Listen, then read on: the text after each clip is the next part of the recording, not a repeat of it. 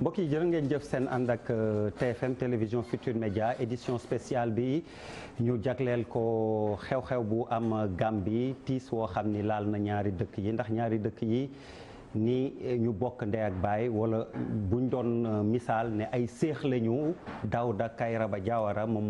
moo fi nekkoon président Gambie bu njëkk dafa bàyyeekoo nag wuyu ji boroomam ñi ki démb. ñu war a taxaw seetlu ci na mu yore woon réew ma waaye it la nga xam ni moom mooy ndono li fa ñu ko indi jamono ji ak fa mu war a dem diggante ñaari dëkk yi tamit naka la ci taxawee woon Sénégal ak Gambie dim lañ ko waxee ñu doon ay séex. ci waxtaan wi ñu war ci ànd ak Fatoumata Diakhoumpa Cissé nekkoon na njiitu assemblée nationale ba jiite woon tamit assemblée nationale bu CEDEAO jamono ji consultante la ci wàllu gouvernance ak élection ñoomin seen soxna Fatoumata Diakhoumpa Cissé ñi ngi lay nuyu. maa ngi la fay monsieur Der. mu feggoog Barka Ba kenn dootu leen ko présenté miin ngeen ko ak analyste politique la waaye it ñëpp xam nañ ni muy gëstoo ci wàllu sous-région bi en général maanaam dëkkandoo Sénégal yi nañu dëkkeek ñoom taxaw seetlu yu bëri yum ci def moo tax ñu am mbégte moom it ànd ak moom ci waxtaan bi. maa ngi lay fay Ablaye di nuyu téléspectateur Sénégal ak bu Gambie et di nuyu ak dalal honorable Fatoumata Diakhoumpa Cissé. ci moom laay tàmbalee sax gannaaw buñ ko nuyoo noonu may laaj ci jamonoy Dawda Jawara jiite woo woon jigéenu foofu. kañ asalaamaaleykum maa ngi dellu nuyuwaat mbokki spectateurs yi ñoo seetaan ci TFM. di leen gërëm di leen sant ci honneur bi ngeen def pour suñu father of the nation bi nga xam ne moom lañ ñàkkat parce que ñëpp noonu lañ ko xamee même bi moo dunda sax loolu la ñuy wax father of the nation, père de la nation, père de la nation because he's a founding member of Gambia bi ñu am tey moom ak suma ñoom papa woon ak JC Faye ak Père Ndiaye ñoom ñëpp gaañu nañ léegi foog naa moom rek moo si desoon si fondement bi léegi moo tax Gambie yëpp dañ mitit lu lii waaw man ci partem laa nekkoon PPP muy People Progressive Party parce que man suma papa bi moo am Muslim Congress ak Gambia Muslim Congress ak Democratic Congress Party boobu xalel laa waaye bi ma màggee comme maa ngi politique fekk naa ko moom mu jël partem yóbbu ko bokka si parti Sir Dawda Jawara ñu bokka ba def na ko fa ministre am na fa poste ministre yu bari éducation agriculture commerce industrie santé mu mujjee nekk ministre des finances so ñun ñëpp si partem lañ nekkoon te biñ fa nekkee première lifin jigéen bi nekkoon secrétaire général mouvement femme yu jigéen yi partem mooy woon dem si yàlla si Fatoumata Cissé gaañu na ak ñi Masata Sani Bojang toppa si ñoom ñëpp yal na leen yàlla xare ajana den man si laa ñëw nekk ko ñu nekk fa ak ñoom Aji Fat Sala moom itam yal na ko yàlla yërëm gaañu na ak ñoom Mariam Alami ak ñoom Mariam Seka. boo ñu doon tënkal Dawda Jawara lu ngeen di jàpp yéen ci nguuram. bu 1994 bi ko Yaya Jammeh coup d'état mu jóge fa. mais même balaa loolu ñëpp liñ ko xamee mooy soo ne Sir Dawda di nga ne jaama tey dal eloquent am sutura ba pare du rusloo kenn dina teral doomu aadama ba pare li moo def du ko feeñal du feeñ ba pare dañ dee wax sax si affaire am affaire human rights daf ko doon advocate parce que jamonoom sax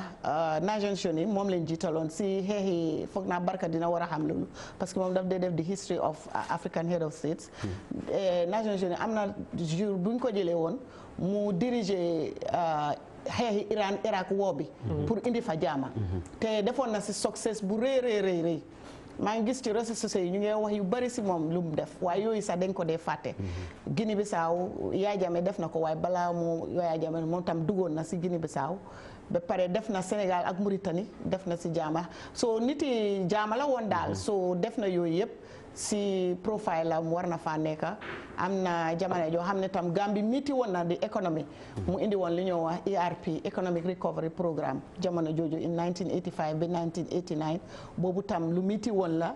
te jànkuwante woon na ko ba ekkati waat économie Gambia ba mu dem ba bi coup d'état bi am na ñu bari daf leen joxoon grâce tam si prison bi lu toll juróom-ñetti téeméeri nit ak yooyu so moom daal soo ne moom loolu la ba pare dafa teeyoon xam nga moom docteur vétérinaire la woon ba pare agriculture la woon dafa nekk président waaye amoon na toolam di ji maalo ak yooyu ba pare xëy na nit ñu bari xamuñ sax parce que man jegeñoon naa jabaram trop maa ngi leen a jaale en passage la di ci leen jawara parce que bi mu nekkee xaleel fukki at ak ñeneen la sëy ak moom ba léegi waaw mu ngi woon si booram ba mu gaañu si li fi na maa ngi ko jaale te kooku rôle modèle bu baax la pour jigéen mun na si néegi sëy so maalo ceeb waaw du lekka imported rice maalo bi ñoo jiyee si dëkk bi moom laa lekka kon kooku yaaga naa wax ne nañ lekka li ñoo lifin so moom daal paix jàmma ba pare jiitaloon na respecté woon na nit ñi jiital na nit yi daf daan déglu tam man dama daan fàttaliku suma pa daf ma daan wax ne mu ne ñoom suñ demee cabinet conseil des ministres doo xam ndax Jawara mer na ndax merut parce que doo ko gis ci kanamam loo war daf ku nekka te man suma pa daf ko jàngal école su wàccaan moom moo daan téye pañe suma papa bi di ko yóbbu ba si këram ba pare bi mu ñëwee Gambie ki ko dalal suma maam la Makuma Jallow ñun ñëpp ak ses frères yi Buuba Ndour Amadou Samba suñ maam la mu daloon si këram Payoma Jallow foofu la nekkoon di dem école première parce que xariti baayam la woon kon ñun suñ famille Jallow-Kunda loolu la taxee si ñun waaye gannaaw loolu suma baay daf ko jàngal ba pare mu ngi taxoon après mu suma pa jël partem te ñoom ñoo àndoon dem xeexi independence si Gambie Angleterre so ñu ñëwaat mu algamamit partem bokka si moom mu def ko ministre yu bari ci place yu bari ba mu ñëw nekk ministre des finances après nag si la gaañu nag waaye benn tey mu ngi ko doon teral nag ba suma bàyyi gaañu alors nga baal ma tuuti rek ma laaj Barka Ba ndax mi ngi gis boppam ci naatal bi nga xam ni yaa ngi koy def ci Dawda Jawara mi nga xam ni moo dëddu est-ce que yaa ngi ciy gis sa bopp waaw lu ci bëri maa ngi ciy gis un peu sama bopp mais dama war a être honnête moo wax ne man bu Dawda Jawara di nekk président boobu xale laa woon li may am ci moom ci yenn souvenir yu ndaw la mais li ñu jàngat ci taarix mais ci comme dañuy gëstu ñun ci politique ak ci lu bëri portrait bi mu def bi lu ci bëri méngoog nag parcours am liñ ci mën a gën a fësal man surtout lu gën a important pour ay dëkk yu mel ni Afrique mooy que Jawara bu mu nekkee président affaire waaso amul woon ci Gambie ay mbiru xeet kii diwlaak wala lii fa la bokk dafa presque ñu bëri sax xamuñu woon moom ci ban askan la bokk soo nekkul vrai Gambien munoo xam ndax moom soose la wala pël la wala leneen wala wolof la donc loolu day pour man loolu dafa am solo trop parce que ci wax na léegi ne moom mooy founding phase yi la bokk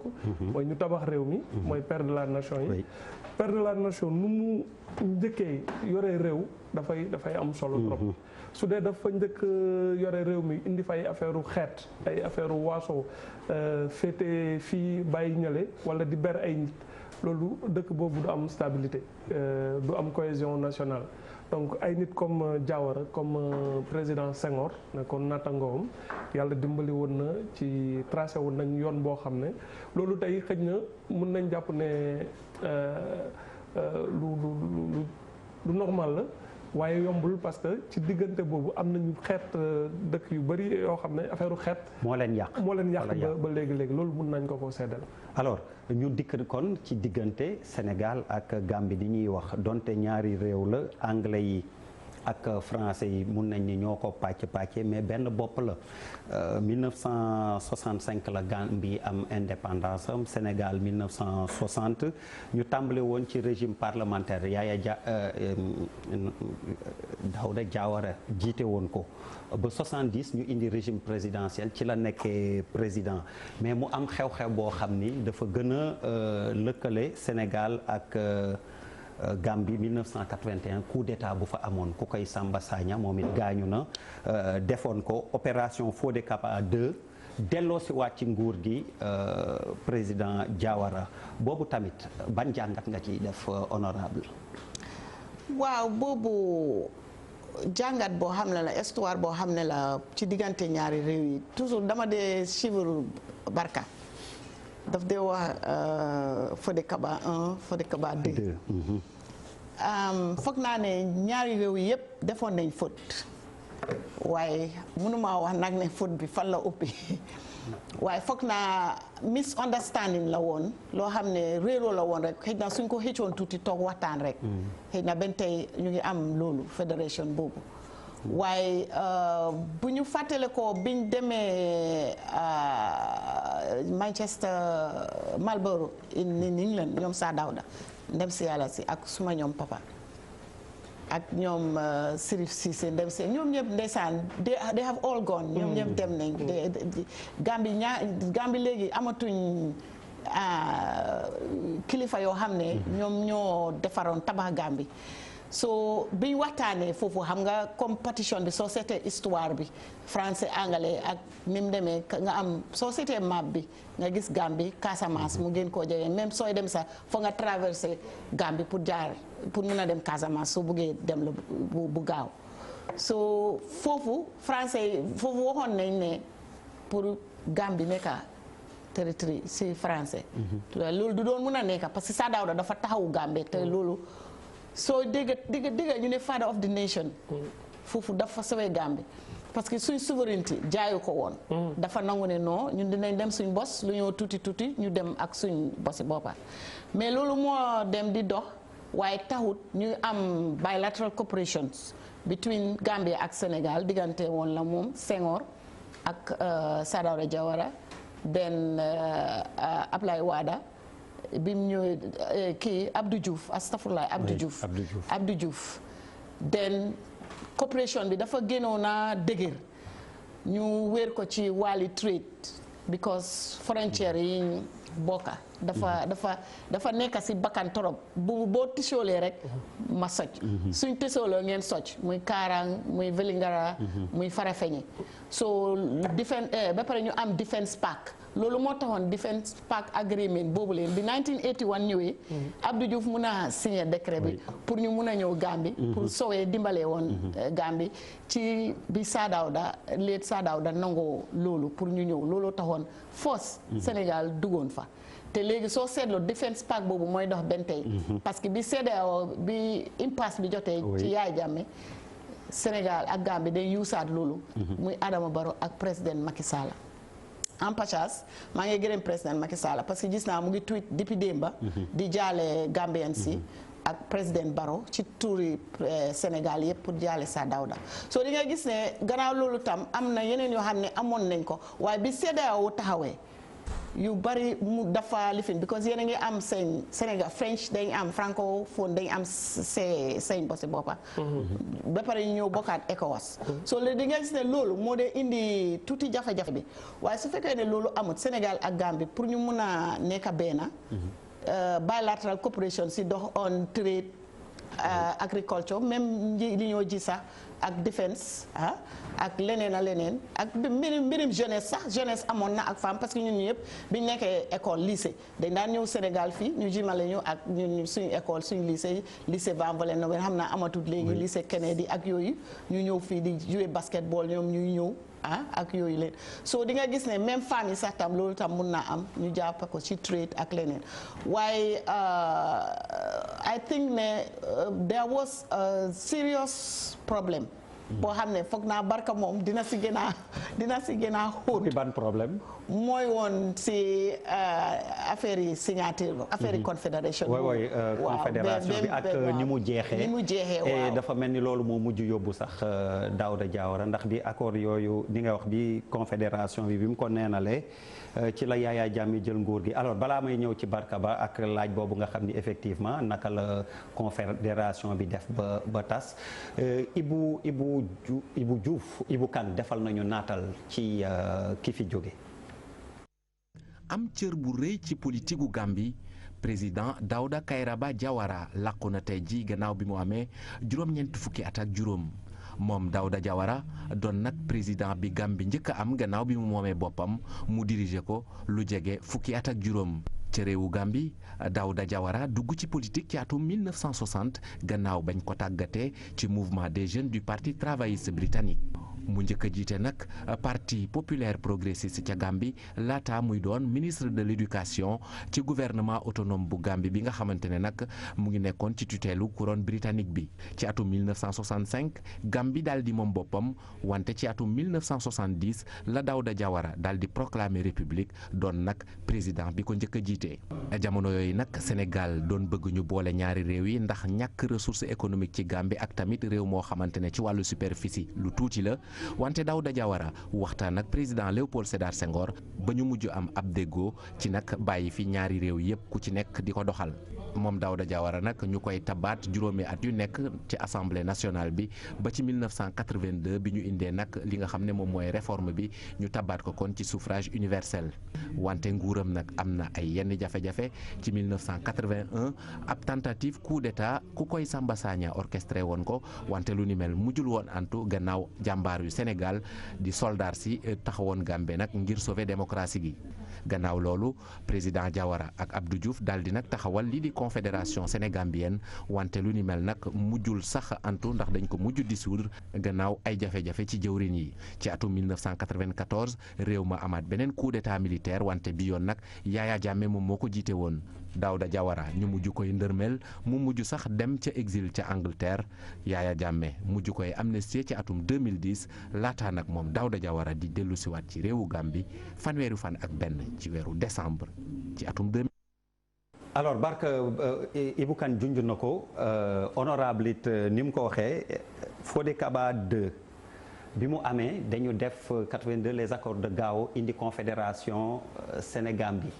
mais Dawda Jawara tamit comme on dit on doit à la vérité de expliquer leeral defe naa li neenal Sénégambie bi ci moom la jógee. waaw balaa sax Fodé Kaba 2 balaa muy am 2 dafa fekk ne kon logiquement amoon na 1 boobu c'est vrai man Fodé Kaba 2 laay gën a dégg 1 bi très rapidement lan la woon. 1 bi aussi benn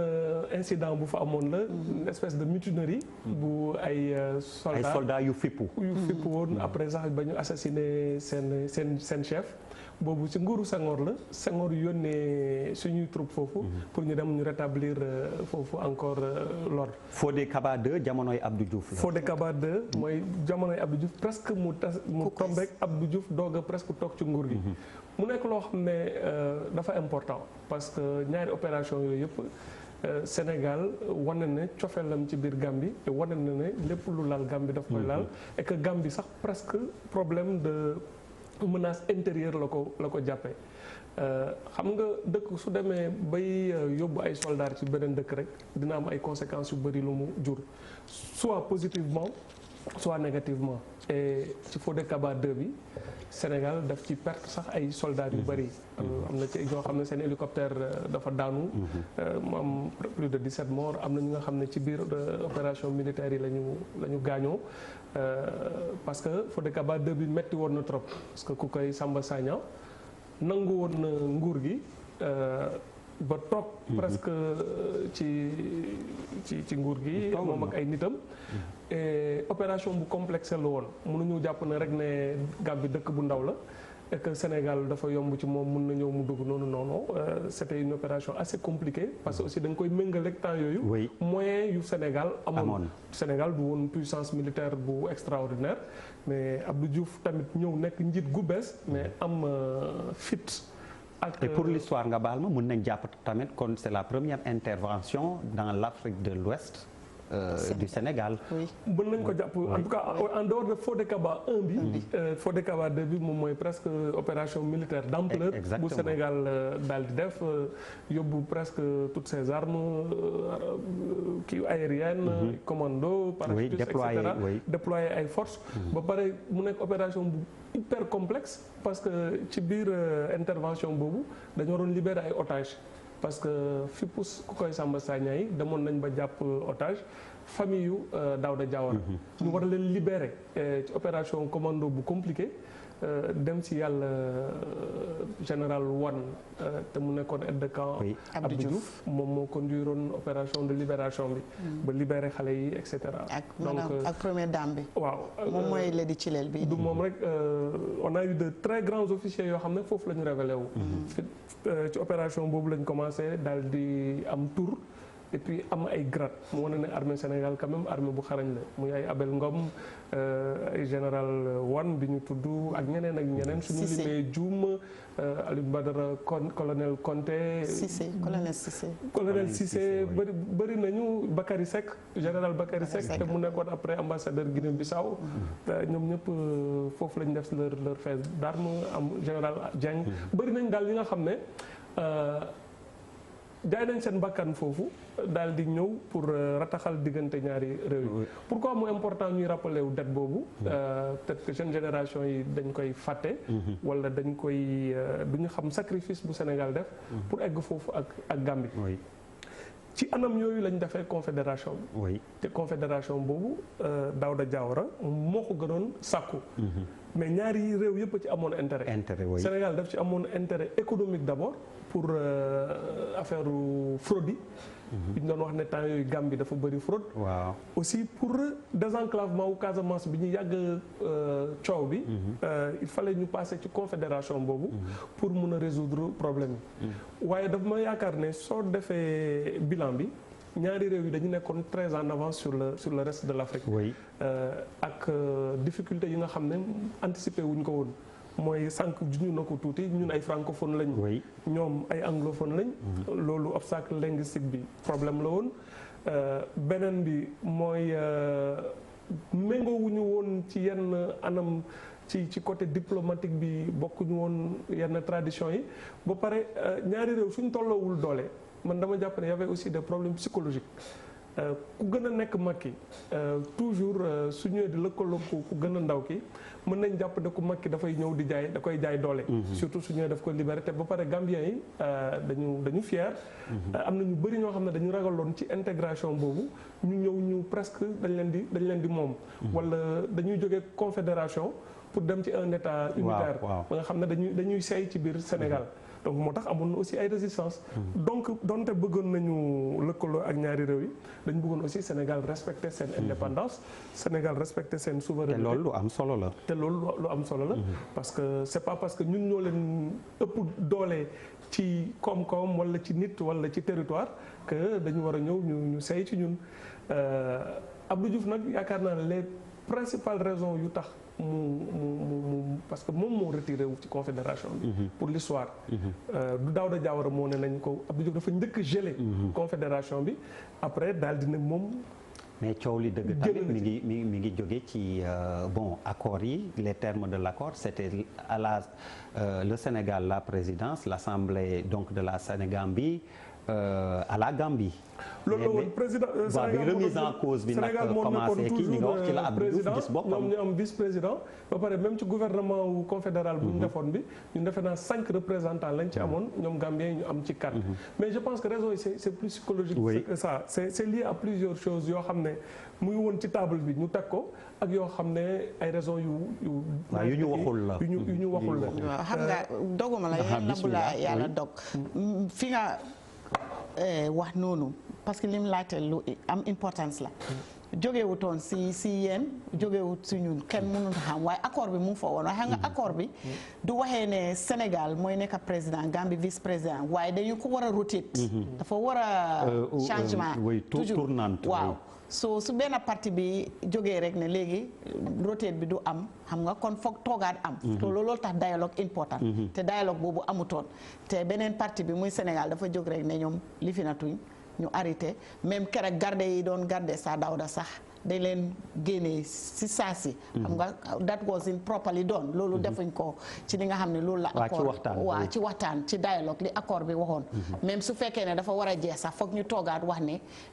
lii dafa jeex nii laa jeexee waaw parce que mu mel dafa mel ni si soo demee ba si règlement constitution yi lu mun di doon association wala parti politique wala dara sa fen ba foog mu dee am mu moo wax naka la moo tasee te bii tam mu ngi fa woon waaye ni moo tasee boobu waxuñ ko woon dañ jékki-jékki rek def ko noonu xam nga which was not properly done defuñ ko woon daal diplomatically ni mu waroon a demee xëy na tam foofu la ko yàlla waroon a emale waaye taxut ñaari réew yi yëpp benn tey ñu ngi gënoon a jokkoo benn tey si lañ gënoon a jokkoo sax because bilateral bi dafa demoon doxa ba nga xam ne mais benn yaa ngi ko wax sax culture bi boobu man du ma si d'accord ak yow parce que culture bi ñoo ko bokk religion bi ñoo ko bokk tey bu Tiwaawoon jógee Gambie yëpp dañoo ñëw bu Touba jógee macha allah Medina Baye buñ jógee macha allah Muntaha Taal buñ jógee ñoom tam Medina Gunaas Gambie yëpp ay ñëw so di nga gis ne boobu dafa dawaat ak Gunjur da ngeen dañoo Gunjur waaw dafa yomb ba pare ñoo ñëw si Sirif Ba Haydara Burfoot so di nga gis ne religion bi ak culture bi yëpp benn la parce que culture Joola bi nekk Fooñi moo nekk Casamance même ñun wolof yi culture bi ñu am sabar simba moo nekk fii ci soose yi Bokara bu Kankurang moo nekk Kolda Kédougou so bu yooyu moom yu yomb la woon xëy na li difficulté woon rek mooy si diplomatique lifin bi mooy defense park trade commerce ak international yeneen internet parce que buñ fàtte tam ne ñun ñëpp dañ am souveraineté da ngeen nekk Nations Unies ñu nekk fa ngeen nekk organisation African Union ñu nekk fa xam nga te loolu dafa am ay règlement yoo xam ne dafa am waaw waaye rafetoon na daal waaye bi moo tas daal noonu tas bi moo ñaawoon alors tas bi moo indi sax ni ñuy wax 94 Yaya Jammeh amoon ñaar fukki at ak ñett daal di jël nguur gi foqati nguur gi ci Dawda Kairaba Jawara moomu alors boobu tamit très rapidement rek pour nit ñi xam ñu delloo ko ci wàllu tarixam naka ngeen ko dundee nu mu demee très rapidement waaw loolu xam nga ñoom Yaya Jammeh bi ñoo ñëw. ni mu ñàkkee nguur gi moom Dawda Jawara dem toog lool. demam bi waa métti woon na ñëpp. ñun ñu si nekkoon yëpp métti woon nañu waaye bu mu yàggee ñu bari ko naa leen transhumant ngeen ko leen ko ñu bari dañ transhumant dem si Yaya Jammeh parce que def na partem kon ñun ñu yëpp man sax dama demoon ba nekk porte-parole Yaya Jammeh gannaaw gi ma nekk député assemblée nationale ba ñëw nekk président assemblée nationale. waaye si dooreen bi rek métti woon na torop parce que jaxasoo bi amoon ak nit yi dafa am ñoo xam ne gis nga même sa Dawda bi ngeen play nii soo ko playoon léegi ba nit ñi dégg ko baatam bi comme ni mu amee jaama suy wax tuy def discours yi nation bi fête de indépendance wala leneen dafa neexoon ñu bëree te da doon dalal xel waaw daf doon dalal xel même bi mu demee noonu bay Yaya Jammeh dugga si pour nit ñi mun a dugal loolu say noppa yi ñun suñ maas gi demoon si ay dañ defoon waroon a def liggéey public relation bu métti sax bu agressif yu stratégique boo xam ne pour nit ñi mun a accepter jonta bi understand nga so Jawara pour nit ñi fàtte ko woon métti woon na torop mu toog Angleterre jàppa njàmburam ak njabootam gannaaw gi Yaya Jammeh def amnistie amnistie bi man maa ngi woon assemblée simple député la woon kerek bi ministre des affaires étrangères Baboucarr Blaise Diagne moom moo ko présenté assemblée man maa ko sekoon ñu def ko débat ñëpp nangu ko ci assemblée bi doo am na opposition yu fa ne ko waaye ñu opposition partis yi dañ néewoon ñooñu sax ñoo léegi ñoom ñoo nekk am na kenn ci ñoom ñu ngi ci gouvernement Adama Barrow dañ nanguwuñ woon pour ñu defal sa Dawda loolu ne dina am salaire te loolu dafa normal su dëkk bu nekk daf ko am fi am na Sénégal président bi su génnee dañ ko war a jox salaire dafa war a am garde corps dafa war a am protocole dafa war a am office am dafa war a am status bi président amoon yépp daf ko war a am so moo tax dinaa ko fi waxaale tuuti xaw ma na ñu ngi maa déglu Gambie gouvernement bi président Jawara state funeral bi ñu wax ngir yàlla nañ ko def mu nekk 100% state funeral ñu jox ko giddaam niñ ko war a joxe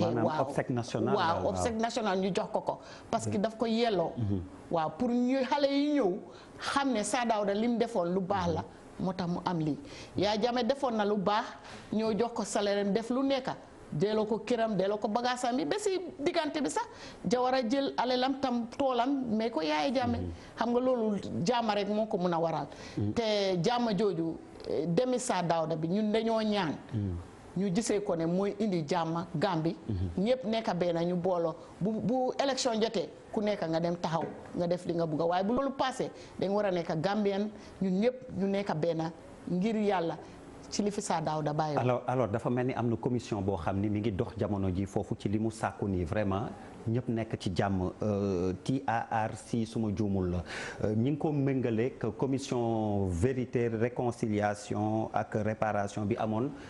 ci Afrique du Sud gannaaw apartheid bi ak Nelson Mandela bi mu jëlee pouvoir bi ak tooñ damm rëq-rëq yu bëri yu fa amoon commission bi daal di ko jibbanti jamono ji Barka Ba dafa mel ni saa su nekk tamit bu ñu déggee ña fay dem di témoigner di seede ci li ñu def ñenn bi ñi ngi ci kaso bi dañuy ñëw témoigner si ñenn ñi ñi ngi ci biti di témoigner mais dafa mel ni chaque fois ñu wax nga ni nopp dallooti na. man yaakaar naa ne ci lu am Afrique ci at yu mujj nii commission boobu TRRC bu nekk Gambie bi ak beneen commission bu ñu def muy Jammeh commission bi nga xam ne boobu day xool problème mu économique yi xaalis bu ñu doon luubal et cetera defe naa ci lu gën a baax ci lu Afrique def ci la bokk. du lu ndaw lu am solo la. te loo xam ne ñëpp ci war a bàyyi xel et man xaw na ma jaaxal sax lu tax sénégalais yi gënuñu gëstu ci xool lu TRRC di def pour une fois ñun ñoo war a dem ci école Gambie ñu jàng foofu. parce que dafa yéeme dëkk bu am intelligence bu toll nii daal di affronter son passé xool li fi amoon te ba fu mu nekk nii nekkul règlement de compte. nit ñi ñoom ñoo ñëwal seen bopp. ak beaucoup de pédagogie di wax lu xewoon ci réew mi te li ñuy wax li dafa yéeme trop am na lu bëri lu nit ñi soupçonné woon ci ay rey doon dégg que nguuru Yaya Jammeh moo ko def mais wóoru leen woon mais ñi ko def ci boppam ñu ci bëri commencé nañ ñëw benn par benn di wax ci anam yoo xam ne parfois sax pour ci dégg sax dafa naqari dafa naqari dégg waaye pédagogie commission bi ak ñu ko jiite ñu mel ni ay Issa Fall daal di wane xar kanam gu extraordinaire bu tax ne pays africains yi dama jàpp ne dañu war a dem sukkandiku ci commission boobu noonu pays yëpp a commencé même Sénégal dafa war a dem yóbbu ay juriste yóbbu ay sociologue yóbbu ay expert ñu daal di dem ñu jàngi ci commission boobu noonu parce que ñoom aussi dañ ko am fu ñu ko jëlee dañu basé wu ci modèle Afrique du Sud bi xool tribunal bu Rwanda ci affaire génocide bi xool Arusha ñu daal di boole expérience boobu yëpp ñoom ñu fa nekk ñi créer seen propre commission pourquoi mu important parce que nan lañ mënee def justice fekk du nekk vengeance te ba pare dafa am benn lu jafee ngi noonu lu jafee ba pare ngeen jub parce que du tribunal à proprement parler parce que ñoom duñ la condamné dañ lay déglu ba pare nga wax say jaar-jaar nga ñëw nga waat nga ne li ngay wax ne dëgg la ba pare am na slogan bu ñu fa def bu am solo mooy dañ naan la dëgg rek moo la mën a libéré am na ñoo xam ne bi ñu ñooy njëkk a témoigner sax li ñu doon wax méngoowul ak dëgg waaye dañ ci dellu si waat ndax commission bi liggéey pédagogique bu mu def te loolu suñ ko réussir ba ñu fa war a jaar ñëpp jaar fa ba ki fa jiite woon réew mi ñu war ko jëli parce que xamaguñu. waaw loolu dinañ ci yegg président Barrow am na lu mu ci wax day xaar ba xam lan la commission bi recommandé et cetera. alors man mais pour daaneel ci affaire commission bi pourquoi may insister ma ne dañ ci war a jàng dama am chance di voyager un peu ci par sama liggéey ci yeneen dëkk yi su commission bu mel noonu amoon ci yenn dëkk yi. dina am ay problèmes yu bëri yoo xam ne xëy na dina saafaraw soo demee dëkk bu mel ni Guinée ba léegi affaire passé bi dafa compliqué depuis nguuru Sékou Touré ba nguuru Lansana Conté dem nguuru Dadis Camara ba léegi Alpha Condé dafa am ay mbir yu bëri yu fa xewoon ay nit ñu rey ay nit ñu tooñ mais amuñu fuñ ko jooyee te ba léegi nanguwuñ ci juger kenn problème boobu dafa laal ay affaire u xeet laal problème confiance ci problème justice bi ba léegi loolu réglé wul Mauritanie depuis événement wu 87 jëm 89 ba 91 mu am ñu bëri ñu fa ñàkk seen bakkan ci surtout yenn communauté yi dama jàpp ne su amoon commission bu mel noonu dina tax mu apaiser nit ñi parce que li ñu ci wax mooy réparation mooy daal di jubbanti ak mais surtout réconciliation mooy jubóo bi mooy jubóo donc dëkk yi dafa soxla loolu même ñun peut-être Sénégal amuñu passé bu sanglant comme passé boobu noonu waaye mën nañ ci jëlee ay mbir yu bëri surtout ci commission économique bi pour ay nit ñoo xam ne dañu lubal xaalis parce que ñun aussi tegoon nañ fi CREI mais gis nañ CREI bi indi na fi coow lu bëri est-ce que waa CREI dañu jàppoon benn ay quelques nit rek lañ jàpp ñu sonal leen est-ce que wax nañ dëgg bi yëpp et cetera donc war nañ am modestie su dee expérience gambienne bi dem na ba fa mu yemb yeneen pays africains yi ñu daal di dem ñu jàng ci loolu pour mën a régler problème alors man honorable li mu la bëgg laaj mooy Gambie nu ñu def ba taxawal commission bu mel noonu pour li xew ñaawteef yu bëri yu xew ci Yaya Jammeh daal di leer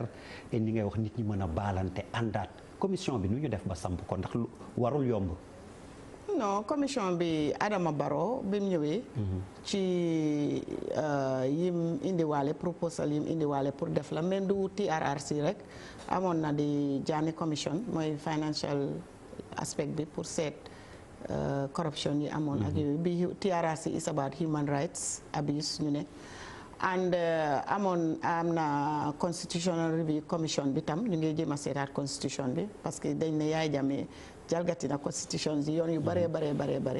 waaye yooyu suñ ko gëstu woon sax it na duñ si sonn na yàq si xaalis bu bëri parce que moom am na yoo xam ne daal mënoon nañ ko seetaat waaye ñu ngi see def seen liggéey ñu bàyyi leen ñu seet ko parce que constitutional review commission bi ku mel ni avocat bu mel ni Awa Cissé Sabally yàgg naa am xam-xam si loolu te mu fa dina leen guide ñu xam niñ ko defee. nu ñu tegee commission bi waaye ci commission bi niñ ko tegee moom laa la wax si pro liggéey yi Yaya kii indi la. Adama Barrow pour def transformation. xam nga nguur gu ñëw rek da ngaa indi sa feemi boppa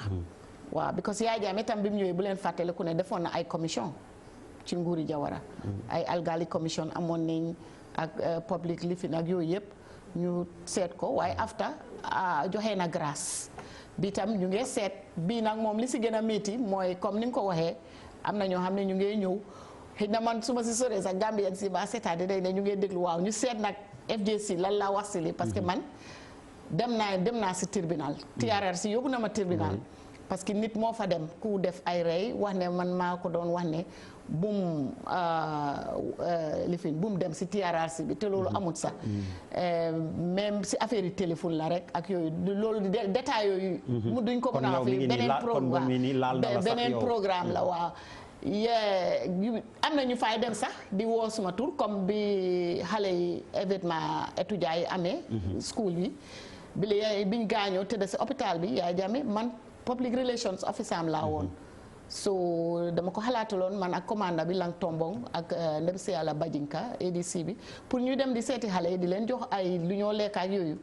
dañ ko daan yóbbu waaye maa ngi leen a dégg sax gannaaw gi ñuy wax ne ñeneen dañ ko saani ñu ne lii xam nga yooyu sax amul parce que man xam naa ne utiliser nañ ko jëfande nañ ko so suma tur mu ngi ñëw foofu am na ñeneen ñu indiwaat suma tur foofu waaye léegi si TRRC bi ni ma ko gisee man barka South Africa def nañ ko Rwanda def nañ ko xëj na ñun suñ bos ni moo utee rek mooy Gambian bi xamut yooyu te yeneen daf dee dem ba mel ni politique sax daf si dee bugg a dugga mais man foofu rek laa si amee loo xam ne utee naa see ñoom su politique bi génnee si TRRC bi rek TRRC bi lu war a am la te niñ ko def noonu lañ ko defee parce que du buleet si àddina si am na South Africa am na Rwanda am na yeneen fact finding mission la du affaire yi tribunal dañoo def am na Arusha am na Afghanistan Afghanistan man international concert am na buñ def Afghanistan ñun bokkoon nañ si so fact finding mission la dañ laa indi laaj la nga wax buñ paree ñu defar rapport bi def recommandation président bi jël ko jox ko ministre of justice pour ñu def li ñoo def waaye man Gambie ñoom ni ñoo defee ak South Africa ak Arusha ak yeneen yu du benn waaye TRRC lu war a am si any dëkk la waaw parce que ñi nga xam ne man am an advocate of human rights so bugguma kuy néewal kenn doole so su fekkee ne nit def na ay faute ñu ñëw indi ko as a fact finding mission suñ paree li ñu war a def rek mooy lan ñëpp di séntuwante ñu baalalante jégalante parce que yàlla sax boo ko tooñee mu ne boo ma ñaanee ma baal la soo sëgee di ruku li nga wax foofu leen si biir mooy yàlla ma ngi laa ñaan baalal ma saa yu nekk yaa ngi ko wax te yàlla moo tax waxaat ne ku ma tooñ soo ma ñaanee ma baal la so man li ma gis mooy dama foog na pour reconcile waat Gambia la waaye am na léegi-léegi soo ko seetee politique bi see dugga melit ni ko luy war a reconcile at nit ñi la waaye ñu jox leen chance ñu bàyyi leen ñu continuer par ñaari at lañ leen jox pour liggéey ñu seet waaye soo faa man li ma ko gisee am na yoo xam ne definitely it's very political waaw dafa politics daf si rax daal melit ni ki South Africa ak feneen waaye idée bi loolu la woon waaye léegi nag xam nga léegi-léegi nga dem rek nga saaraan est-ce que ba ci cappaandaw ga li mu wax politique bi ci xaw a rax du mujj yàq commission bi man seetlu moo ci gum politique bi lu ma gën a intéressé ci TRRC bi mooy surtout yu mel ni comme Sana Sabally bi nga xam ne moo nekkoon vice président du vice président wu Gambie wax yu mu ci fa wax dama ko suivre bu baax a baax lu am solo la parce que dafa permettre nit ñi ñu xam nan la jant bi doxee woon dëggantaan Sabally du woon n'importe qui dafa bokk ci coup d'état bi mu fës ci après ñu yóbbu ko prison mu def juróom-ñeent at ci kaso bi ak ni mu waxee daal di assumer responsabilité am wax ay événements yu amoon foofu ay benn contre coup d'état yu yeneen militaire bëggoon def ñoom ñu jàpp militaires yi ñu rey leen te mu nekkoon loo xam ne nit ñu bëri xamuñu woon exactement nan la demee mu ñemee daal di ñëw ci kanamu commission bi wax ay responsabilité am daw ci dara ba pare wax na ku nekk li nga def na nga ko assumer pour man c'était un très grand moment leneen lu am solo mooy jëngaleur si ñi ñu doon wax ne ay escadron de la mort lañ ñoom ñoo doon jàpp nit ñi di rey mais ñoom li ñu nekk di wax dafa yéeme ay deewu Dayda Aidara ay immigrants kii migrants ghanéens yu ci ëppoon yu ñëwoon foofu ñu ne ay mercenaires lañ ci cousin wu ay Harouna Jammeh nga xam ne mbokk yaaya demi frère am la même pour ñun Sénégal lu mel ni Tabara Samba te mu bokkoon ci juróom-ñeent nit yu ñu faatoon foofu condamné woon leen à mort ñu ngi doog a xam ci yan condition lañ ko rey et cetera loolu yëpp pour man lu am solo la ba pare bëriwul fu ngay gisee ay nit ñu daal di def ñaawteef yu mel noonu daal di dangu toog ci kanamu askan bi naan man maa def lii man maa rey nii man maa rey nii pour man loolu du lu ndaw donc xëñ na peut-être commission bi mënuñu motal lépp parce que gullet la nii ñu egg fii nii ci Gambie ci ay révélation du ñàkk mu am lu sox ci commission bi par exemple man bëgg naa trop quelqu'un ku mel ni Fatou Bensouda bu nekk CPI tey procureur CPI moom aussi dafa amoon ay responsabilité ci nguuru Yaya Jammeh pour mu ñëw wax moom aussi lan la def ak lu mu deful parce que am na ay nit ñi nga xam ne dañ leen méttitaloon foofu ñaari témoin kenn ki di tudd Bathie Samba Diallo keneen ki tudd Seni Faye tudd nañ ko ci est-ce que def na wala deful waaye lu am ba des mooy moom sësoon na trop ci nguuru Yaya Jammeh ci affaire justice bi war na mën na commission bi war nañ ko mën déglu surtout que moom bu ñuy teg commission bi moom ñëwoon na fekkee ko ba pare wax ci ay wax yu rafet ne commission bi lu am solo la et cetera dinañu permettre lii ak lii donc am na lu bëri lu nga xam ne tey Gambiens yi ñun war nañ ko cee jàng ci ñoom te defe naa dina faj yenn góom yu am ci dëkk bi comme ñoom ni ñu koy waxee pour que ñu jublu ci benn affaire never again mooy lu mel ni waaw bu mu fi amati alors waxtu yu ñuy pare xoj ëllëgu Yaya Jammeh xëy na la ñuy évoqué ak commission bi ginnaaw ñaari at yi ndax bu ñu paree seen liggéey mën nañ xaar donte baale ak yëpp mën na am et que ñu jëlilu Yaya Jammeh mu ñëw wuyu si attekat bi ci biir Gambie. waaw xam nga commission bi dañ leen TRRC dañ ko fa teg pour ñu nekk ay fact finding mission on human rights abuses yi xewoon te ñu ngi def seen liggéey léegi-léegi ñu am résultat yoo xam ne sax si diggante bi mun naa mu ngi defar ay diggante ñoo xam ne ñu ngi baalalante te foog naa ne Adama Barrow lim si jublu mooy pour Gambie yëpp nekkaat benn ñu réconciliate ñëpp nekka benn ñu gis Gambie buñ fa indi tribalisme buy politique tax ngay xeex oo xuloo oo reyante am ak yooyu so ñu xaar ñu seet suñ paree seen liggéey waaye bu ñu ngi def seen liggéey ñu jox leen seen chance ñu def ko ñëw yi Yaya Jammeh loolu si Yaya Jammeh la des parce que bu leen fàtte ne te foog naa Barka war naa xam loolu ne am na accord boo xam ne amoon na te accord boobu benn tey accord moom accord la rek. mooy protocole d'accord biñ signé woon UN Africa UN Ebith Chambers mu ngi fi chaise bi Dakar la nekk ak ECOWAS and Yaya Jammeh and the government of Adama Barrow. Adama Barrow sax mun naa jox Yaya Jammeh amnistie lu tax du ko def mun na ko wax mu ñëw parce que Yaya Jammeh loolu la defal Jawara te ñun Gambie paix rek lañ bugga jaama lañ bugga su fekkee ne ñëwi Yaya Jammeh waat Gambie mu ñëwaat dafa tax Gambien si nekk benn stabilité am loolu dañ koo ñaan mu gaaw am parce que mun naa ñëw te du bokk politique ni Yaya Jammeh defoon Sir Dawda Jawara daf ko daan seeti sax waaye not tam Adama Barrow def ko lu tax Amérique tey su benn président xewle mu oo yeneen président yi fa nekk yëpp Afrique ñoo war di def loolu jàmm ji ñu seq ak Afrique bi ñu yoree woon réew ma la tamit te loolu xëy na mënut a am Sénégal mënut a am feneen waaye ñun Gambie bugga nañ loolu ñu gis suñ président yi yëpp toog nekk fa comme ni Jawara daa dem fekkale yi Yaya Jammeh tam su ñibbisee war naa mun di fekkale ji Adama Barrow man daal man peace advocate moom laa jaama laa bugga te Afrique jaamu moo fi war a am ni nga waxee ne pour Sénégal seet ci Gambie pour TRRC Gambie tam dañ demoon seeti Sierra Leone naka lañ ko defee South Africa naka lañ ko defee ñu méngale yëpp pour mun a ñëw toog def ko idée bu baax la parce que fact finding mission boo xam ne la human rights avis su génnee after li ñoo def ñi ñu war a rembourser ñu rembourser leen ñi war a joxante loxo ñu joxante loxo jàmm am te soo ko seetloo am na benn pour daane la rek soo barka yu ay story la foog naa mos ngeen koo gis Nelson Mandela dem si restaurant bi mu toog mu gis kenn mu wax garde koram bi oo ko mu ñëw kooku bi nga ko gisee mu ngi def nii rek moo ko mu ñëw foog naa gis ngeen ko online mu ñëw mu fayal ko bilam ñu toog waxtaan garde kii bi mu demee mu ne ko xam nga kii lan la woon ci ñi ma doon garde si prison bi dem su ma buggee naan ngeen baalal ma si wax bi dafa ne naa jël waa génnee ndox bi si suma yaram si suma suuf pour naan ko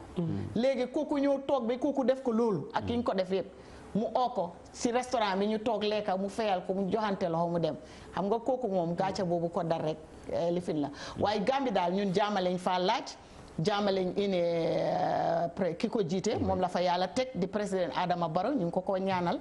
ba pare TRRC bi ñu bàyyi leen ñu def seen liggéey ba mu jeex ñu seet lan la président Adama Barrow di wax comme man du ma si mën a sori nag parce que toujours dañ ma si dee tudda te dama doon liggéey Yaya Jammeh sës ci torop du ma si mën a wax waaye lu war a am la daal te président Adama Barrow moo ko fa indi ñu bàyyi rek nee na comme ni Yaya Jammeh defaloon Sir Dawda Jawara ndax Barrow du ko defal Yaya Jammeh mais ndax góom bi beesagul trop teelagul trop waaw xam nga man dina jafe moo wax Adama Barrow wala Gambien si lan la ñu war a def parce que ñoom dañoo indépendant ñoom ñoo man tuuti naa pour dicter leen lan la ñu war a def waaye xel mën na fi jóge xel mën na fi jóge xel bu rafet li ma xalaat mooy balaa ñuy baal Yaya Jammeh wala ñuy def réconciliation mooy d'abord mu ñeme ñibbisi daal di jàkkaarloog askanu Gambie. Yaya Jammeh ragal te ñëw non mën a dafa ragal dama ne mu def ko balaa ñuy xam ëllëgam mooy nu comme Sana Sabally nu mu amee fit daal di ñëw taxaw yenn jëngala si nu ñu ñëwee daal di taxaw ne man maa def lii ak lii moom tamit mu daal di ñëw ci kanamu askanu Gambie mu wax lu mu def ak lu mu deful su defee loolu ba pare ñu xam ne he is a man of honor am na dignité am na courage bi après ëllëgam pour man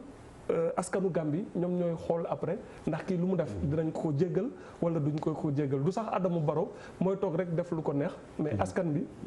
bi mu jàkkaar loolu bi ñoom ñooy xool ndax la moo war a nekk ëllëgam alors waaye kon ñu bàyyi rek xam nga TRRC bi dañ leen jox mandat seen mandat bi sori na ñaari at la mun na Yaya Jammeh suñ ko soxlee suñ ko ooyee dina ñëw ñu seet loolu rek nekkul ne léegi lañ war a jox Yaya Jammeh amnistie man dama ne loolu laay advocate moom daf ko defoon Gambie am jàmm Adama Barrow tam mun na koo def pour moom pour ëllëgasi bi tam keneen tam mun na koo def pour keneen parce que ñun Gambie toujours yaa ngi jël suñ TRRC bi as sample ne Sénégal dañ ko war a seet so ñun tam bugga nañ toujours sous région bi toujours ñu ne Gambie ni mu tuutee noonu lañ amee jàmma te noonu lañ fa dee dem pour seet fa lan lañ fa mun a jëlee pour ñun tam jàmma am ci suñu réew yi même économie bi sax nekkul économie bu mag waaye ñu ngi cee tedda ñu ngi cee doxal bu baax te ñu ngi cee jàppalante soo jaama ak réconciliation dafa war a am Gambie mais parce que Gambie jamono ji ñu nekk nii réconciliation rek ak jàmm moo mun a su xaliwaat Gambie te man maa ngi ñaan loolu ci Sir Dawda bi nga xam ne yàlla noppal na ko ci liggéey jëfam ju rafet dim defoon ak legacy bi moo bàyyi gannaaw mu nekk blessing ci Gambien yépp alors sànq tur boo wax Lantombong animu Lantombong mu général mu ngi fa mi ngi fa toujours léegi mu ngi nekk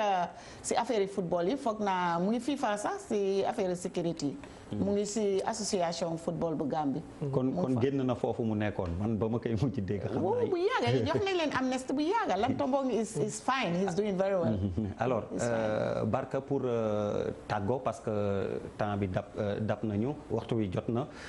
lan mooy sa jàngat bu mujj kon ci xew-xew bi ni nga ko waxee ak honorable ni mu ko waxee yàlla def ñu ñu jaarale ci demu Dawda Jawara bi jàmm am Gambie. mooy loo xam ne man li may daanale rek mooy lépp loo xam ne mën na lëkkaloog ñaari réew yi. suñ ko commencé ci Dawda Jawara ak Senghor ba tey Adama Barrow ak Macky Sall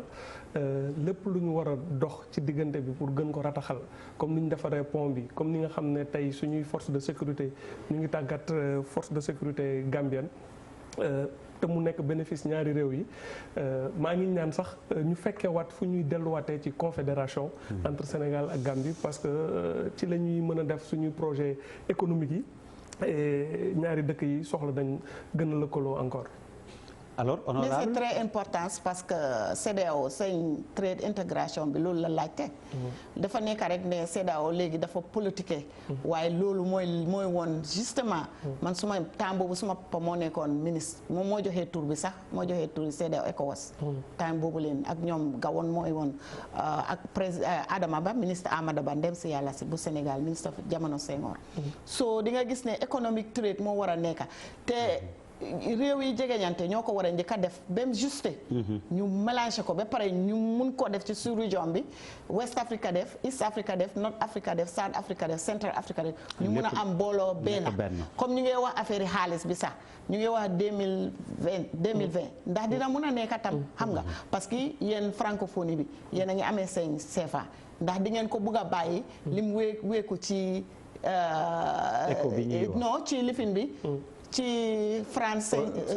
si euro bi waaw xam nga ñun suñ dalas bi wérut Nigéria bi bañoon léegi ñëwaat nañ xam nga loolu yëpp day xina chef d'état dañu yàkkamti woon waaye waroon na nekk loo xam ne lu ñoo seet xina loolu beneen débat la ak yooyu pour naka la ñoo defee intégration bi ci xaalis bi ñu wax nii pour 2020 waaye li ma wax mooy Gambie ak Sénégal moom nit ñu baax ñu ñaan nañ nit ñu baax ñu ñëw fi tëdda depuis Touba depuis Tivaouane depuis Medina Gossas ba Medina Baye Niass ba Casamance Haydarakunda ñu ngi ñaan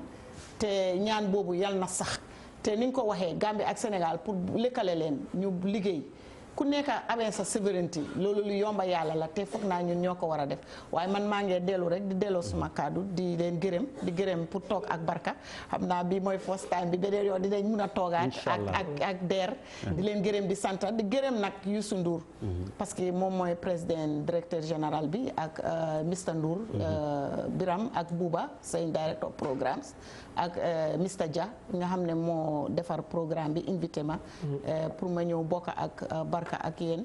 ngeen defar hommage koo xam ne Gambie yëpp ñu ngi koo jooy te amul mag amul xaleel ëllëg la ñoo def lifin bi state lifin bi burial bi ci assemblée nationale bi lañ ko yóbbu so ñu ngi leen di gërëm di leen sant li ngeen def nii parce que lii mooy lëkkalation bi Jawara lii xew ngeen defal ñu ko Gambie dara xew ñu def tey maa ngi doon seet seen journaliste sax waaye observatoire bi du leen ko waaye enquête ak laas bi na nañ ko def ko front page so maa ngi leen gërëm si seen tur ngeen jaarale ko si Youssou Ndour jërëjëf li ngeen ko defal ñu ñaanal nag Sir Dawda yàlla xare ko ajana legacy bi mu bàyyi gannaaw ak legend bi mu nekka ak icon bi mu nekka loolu yàlla saxal ko Gambie Gambien si yëpp nekka benn amul géer amul xaajale ndax ñu mun a woon Sénégal yoon bi naka la comme ni ko Barka waxee so maa ngi leen di gërëm di leen sant soo ma ko may rek Ablaye ma am quand même ñaari nit ñu ma ñoo nga xam ne dañu am solo ci man trop ci Gambie muy doyen Pape Sène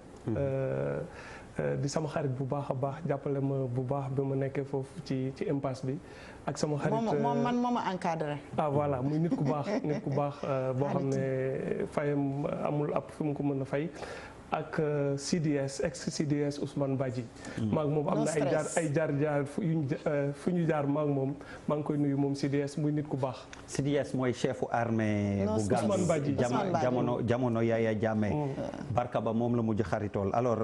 ñuy jaale waa Gambie encore une fois Sir Dawda Jawara moomu fa jógee yal na ko yàlla xaare àjjana di ko jaal Sénégal it ndax Sénégal ñoo ko bokk ni mu leen ko waxee bi may tàmbali buñ doon méngale dañ naan Gambie ak Sénégal ay seex lañ wala ñu bokk ndey ak baay rek ba tax ñi ngi leen di masawu di leen jaal